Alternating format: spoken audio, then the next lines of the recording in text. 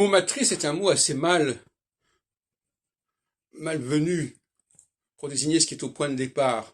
Au point de départ, c'est un élément masculin. Tu vois, la semence, c'est pas une matrice. Donc, je sais pas après quel cheminement on est arrivé à employer le mot matrice pour désigner quelque chose qui est initial. D'autant plus qu'en anglais, on dit pattern. Et pattern, ça veut dire patron, ça veut dire père. Donc, il y a un problème de sémantique, là.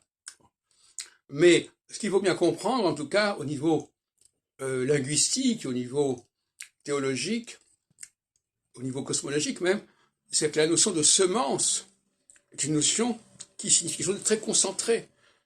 Sa semence, elle concentre énormément d'informations, et après, cette information va se diffuser, va se déployer, va se décliner de toutes sortes de façons, avec toutes sortes de variations. Donc le Big Bang, pour moi, c'est une semence. Hein. Et le mot masculin, c'est un mot semence, parce que justement, par exemple, oui, patron,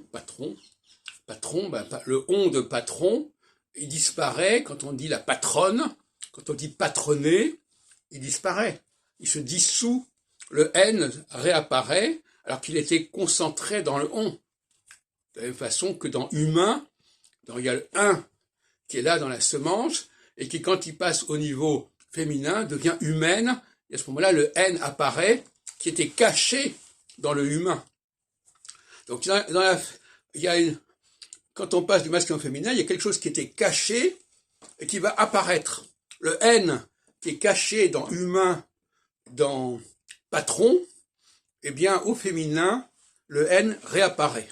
Le N se manifeste. Voilà. C'est ça qu'il faut bien comprendre. Donc, ça montre bien qu'on passe du stade de la semence à une forme de dévoilement, une sorte de découverte, quelque chose qui était couvert et qui se découvre, quelque chose qui était voilé et qui se dévoile.